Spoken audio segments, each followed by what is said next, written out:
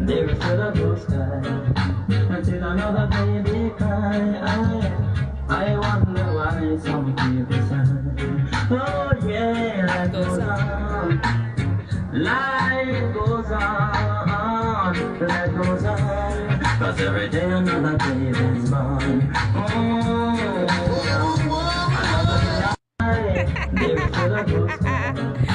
Life goes on, y'all. Life goes on. Listen, right now we're going to go through the 10 things, strange things that Dr. D. Nice Beaugelin, the happiest doctor on earth, is happy about. I have no business being happy about these things. I am happy about them and thankful. I learned so many lessons from them. And let's just start. We're going to be spilling the tea, all of the tea. No tea is going to be left in the cup. I'm going to let y'all know. Because many people think, oh, you're just happy because you've never been through anything. You've never experienced anything. Your life has been just silver lined and everything. I mean, I'm not going to lie. I've had an amazing life. I have great parents that love me and never went to bed hungry. I've never been without clothes. And I know God has really blessed my family. Nevertheless, I'm still a human being on this planet, and there were disappointments, times where I've disappointed myself, times that I disappointed others, times where other people disappointed me. And I'm going to put it out there for you all and let you know that in spite of everything, you can give thanks. In all things, you can give thanks, because we know that all things work together for good to them that love the Lord. All right, let's start with, I'm not going in any particular order. As a matter of fact, I found a few Instagram reels.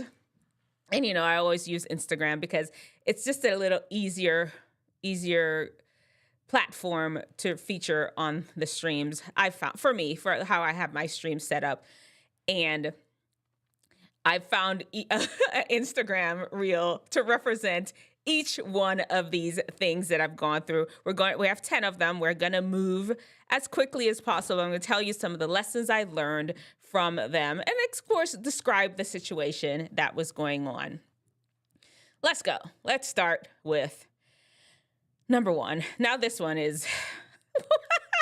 Oh, this one is so embarrassing, but I'm starting off with it. Like, we're gonna put it out there, and then, you know, it goes downhill from there, sort of. It's just one embarrassing story after the other. Let's just be honest. I'm done with the disclaimer. Let me just go. This one, oh my goodness, I can't believe I put it out there. Okay, all right, let's do it. All right, here we go. I was a side chick without knowing it. Yeah, you knew. No, I didn't. No. You just come from Africa. There you go. I was a side chick and I did not know it. Yes, it is true. Dr. D Nice was a side chick. And it was so embarrassing, so devastating when I found out this guy I was dating and loved with all my heart had gotten married. And, he got married for reasons. If you're an immigrant, you know what those reasons are. I'm not going to say it. I'm not going to confirm or deny nothing. He was married. They weren't living together. They weren't anything going on. But he was married. And I found out. I was devastated, heartbroken. I actually came home one day and I collapsed on my kitchen floor. I was so sad and devastated because I saw us riding off in the sunset, living our beautiful life together and happily ever after. No, that was not going to be the case for us at all. It wasn't going to be. And the lessons I learned from that is the value of marriage. Some people just trivialize marriage. They think it's not a big deal. You can use it to get whatever advantage you want in life. And I realized that when you do that, there are people that can get hurt. People can get cross in friendly fire, collateral damages. All of that can occur when you just utilize things for your own selfish motives. And this person did. They utilized marriage for their selfish motive. They didn't realize how high a standard I had for marriage. And I got caught up in this whole quagmire of foolishness and left the whole thing with an absolute broken heart. But not for long, because I found my man in Denver, Colorado, and we've been married 19 years now.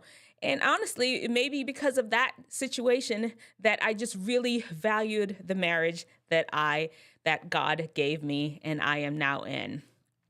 All right, the next one. Let's move on. My next lesson. Okay, here's what you do if you get rejected from a job that you really, really wanted. Step 1, and you have to do this one immediately. And let me show you, do want to show you all the people that this is advice with Erin. And no, I did not get rejected from a job. Most of the jobs I applied for, I got, quite honestly. What I did get rejected from was medical school. The first year I applied for medical school, I did not get in. Listen, I had plans. I had plans to be the Doogie Howser of my family. I graduated from high school at 16, and I was on track to be in medical school by age 20 or 21, somewhere in there. I didn't get into medical school. Then I had to do an extra program after that to get into medical school. It was just a mess. Threw my whole timeline off. And what I learned from that was my timeline is not the same as God's. There are some lessons, so there's some maturity I needed to have. And honestly, I needed to get better at taking standardized tests. I was horrible. It's because I did so horrible on the MCAT why I did not get into medical school in the first place. And I always do well in the classroom, just did horrible on standardized tests. And I really got a chance to understand some of my blind spots that I needed to work on. That was the lesson there. Next thing, strange thing that Dr. D Nice is thankful for. Like Burger King lawsuit. No, I'm not thankful for a Burger King lawsuit, but I, Dr. D Nice, have been sued before. And listen, as a medical doctor I was, and here's the thing that you all need to understand. When you achieve a certain level of success or even a certain level of income, somebody's going to sue you. You must mentally prepare yourself for that. As a matter of fact, my mentor, Dame Dash, taught me that. Well, this was recently. I wish I had known that years ago, or else I wouldn't have been so sad and devastated during the whole process. People are going to sue you.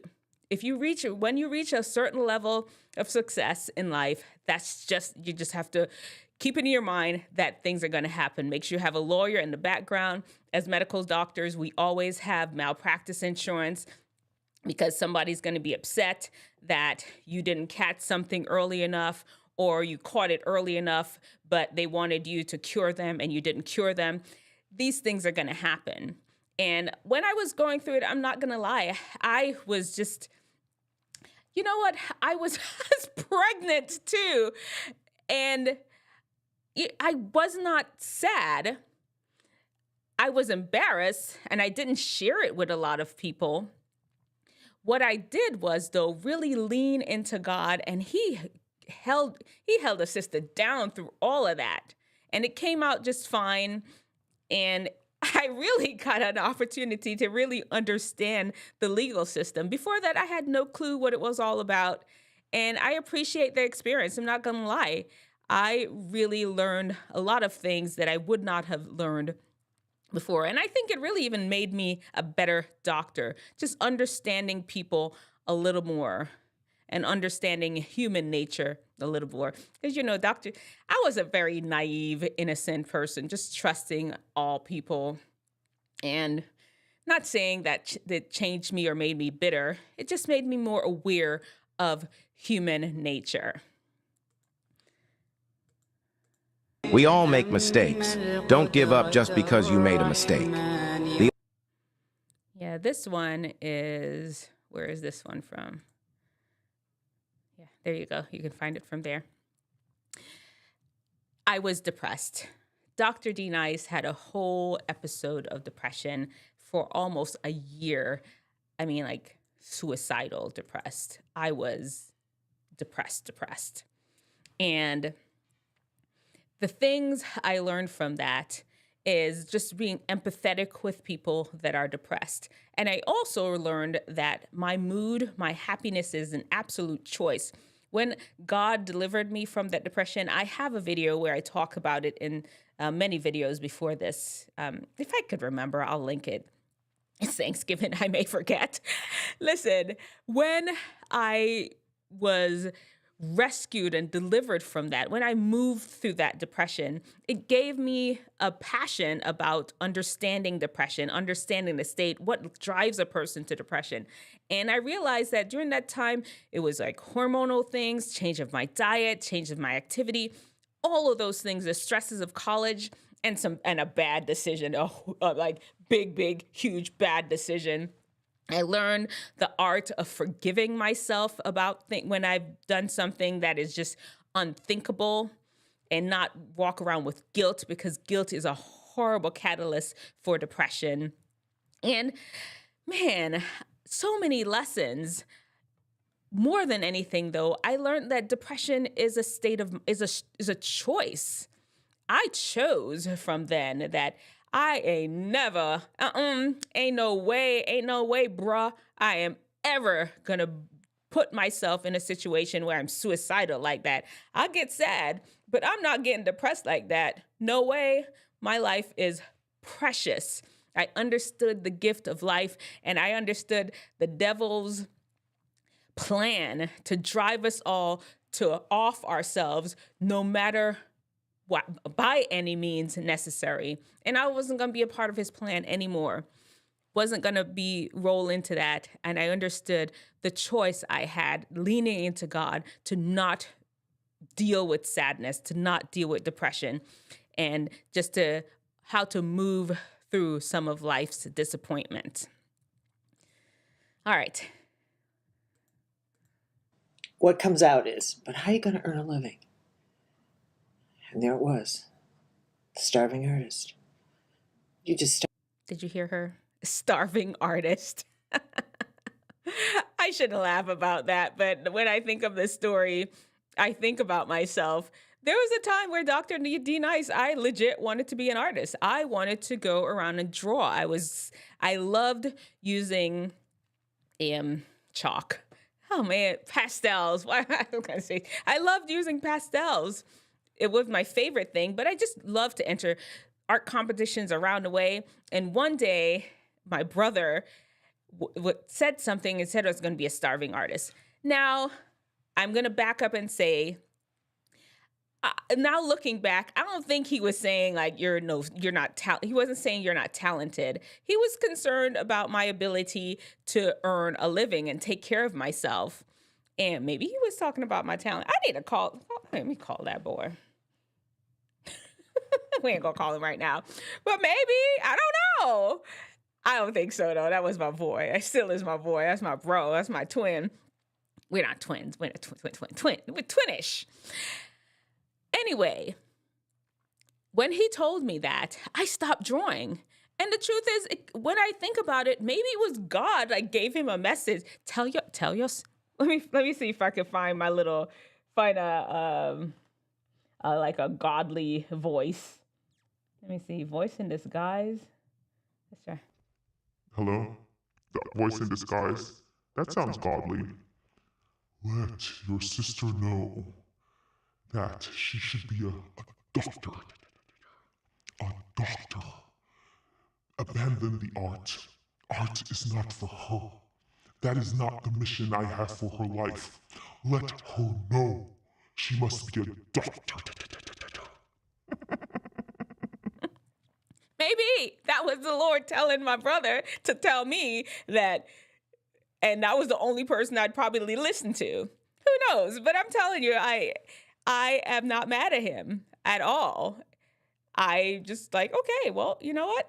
The Lord gave you a message to tell me, and thank you for telling me. It may not have been an easy thing for him to say, but he did. And with that, I learned, sometimes even though some things that people are telling you may hurt, maybe there's some truth in it. Sometimes you need to sit down and prayerfully think about what you were told. Yeah, there you go. That was my lesson on that one. On to the next. Okay, friends, let's have a real discussion in the comments section. This is a picture of 15-year-old Dr. D Nice. I never exercised, always went back for seconds. I was 50 pounds overweight. Why is it so hard to talk to our loved ones about their weight? Okay, there you have it.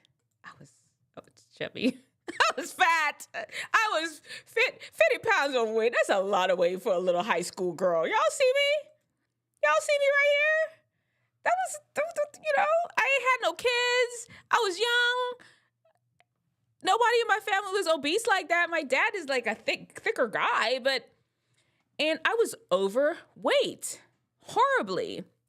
And I told you the story last week about one of the things that motivated me to start taking better care of myself. And you know what? That is the lesson I learned from that, to really value my health, to value taking care of my body, to eat well. Because when I snapped and got a handle of it, like, no, this is one body. I need to be taking care of this thing. All this right here needs to be attached to something amazing too, right? And I did that. I lost those 50 pounds in high school, and you could tell me nothing. Because by then, my personality it wasn't just, she looked good, but I had the whole package. I had the brains, I had the beauty, and then I had the body. Yes, sir. Yes, ma'am. That's what I learned. Take good care of your body. It's only one that you have. Next lesson. This is the longest infinity pool anywhere in the world in Singapore. It is absolutely massive. Security isn't watching. And I got kicked out. This is the... Now this one, I got kicked out of band. I was in a band at church, and them people applauded and kicked your girl straight out the band. I didn't know people could plot like that. I was invited to a secret meeting under the pretense of something else. And then there they were, all of them, like ganged up on me and kicked me out the band. I'm saying it out loud. It happened. I'm serious. It don't make no sense. This is church. I was like, it's not like we about to get no record deal or nothing. It was girls and boys, kicked your girl out.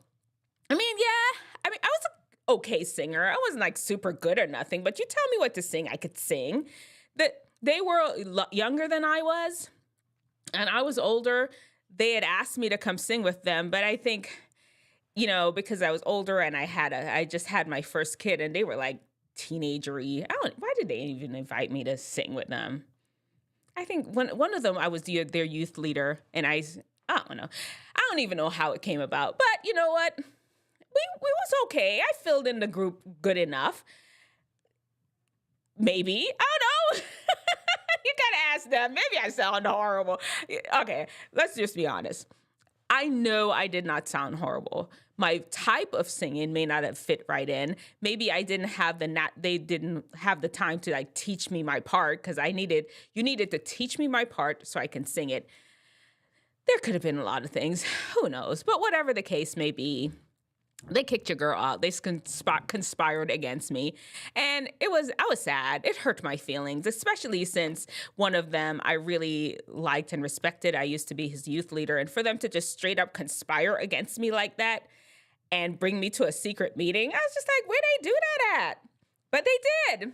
And what I learned from that, though, is that, there are people out there that are willing to like conspire. Instead of coming to you and telling you straight to your face, they plot around the corners and sneak around the corners. Or, sometimes they make a bigger deal of, like, we about to get a record deal, we about to blow up, we got to get rid of everything. They kind of throw people to the side that are valuable to them, that they're just willing to sacrifice for the sake of things that are not even valuable. None of them ever became professional musicians, even though they tried. I still became, because they were younger. I was like, they're young kids. I tried to help motivate them to even go on to do a professional musical career like they wanted to. They never did. So here they are, scarred their own relationship with myself and made themselves look bad, like petties, and all for nothing. Be careful how you treat people. And that's the lesson I learned from that. Just being very mindful about how I treat other people. I have some stuff written down here. Let me see if there's any other lessons that I learned about being kicked out the band. Yeah, that's all I learned. Start your own group. Next, let's see. Here we go. Okay, today's the day, Josie. You're finally gonna get that first kiss. Here, this is one of MTV Music side. This one is all about Dr. D Nice. I have a boyfriend in high school, maybe because I was chubby and fat, and high school guys are not really interested in stepping out of the box when it comes to dating. Guys later on, maybe, but when you're in high school, it's not often that guys want to step out of the box of the cookie cutter girl. The girl needs to be more stereotypical. And we're going to talk about peer pressure anyway later in the show. But, I just didn't fit the part and I wasn't getting no play. There was this one guy that liked me, but he had a girlfriend and we weren't going there. And he just kind of like flirty with me, but never really stepped across the board. And I think he had a girlfriend. No big deal. But I have a boyfriend to college. And after I lost weight, too, because after that, I ain't had to worry about those kind of things. Them boys was like, oh, that was you all along, girl? Anyway, that's beside the point. I have no man in high school. And you know what?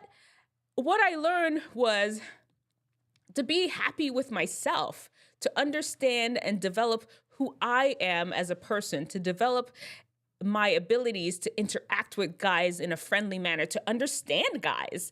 I really wasn't afraid to interact with them because I had a lot of friends that were guys, a lot of friends that were girls too. And I had the opportunity to be really observant of men and not being trapped in a relationship with them where your vision is kind of skewed. You don't see everything. You just see what you see. That's the lesson I learned there. Next one. Now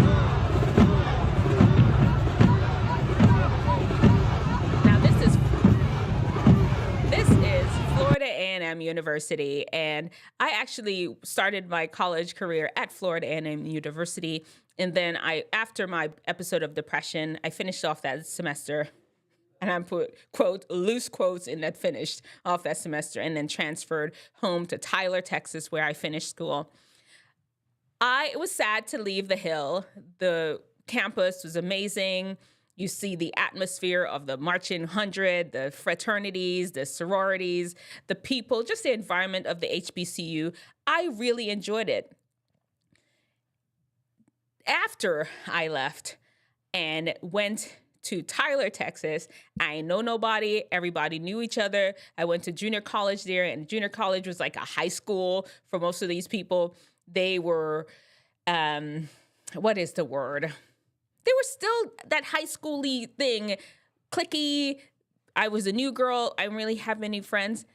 This time, though, I was alone, and I valued every second of it because it really helped me build up my relationship with God. I call it my wilderness experience. For all those years I was in Tyler, I did end up having some closer friends later on. The majority of those years I spent alone. And I really read the Bible for myself, understood the Bible. I really got into really cementing my relationship with God and my understanding of how I wanted to interact with him. I realized that God was mine. No religion, no parent, no sibling, no boyfriend, no girlfriend, nobody could take God's love away from me. And we cool. Since then, we've been cool. And I loved my wilderness relationship that I probably would not have had I not leave Florida A&M University. Absolutely thankful for that experience. And the last one.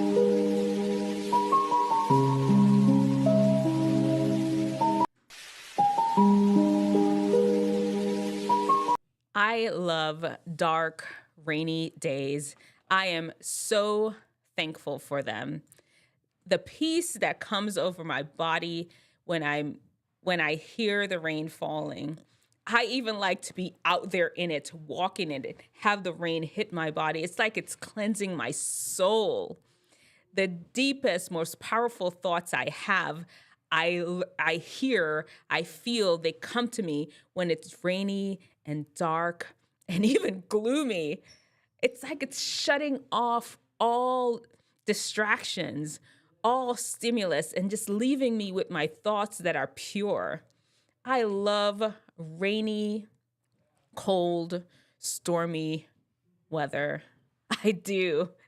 And listen, those are the 10 strange things that I'm thankful for that, people may be like, how are you going to be thankful for that? Let me know in the comment section below. Is there anything for that you are thankful for that people were like, I don't know, why is she thankful for that? Why is she jumping for joy that she been through all that? I don't know about all that.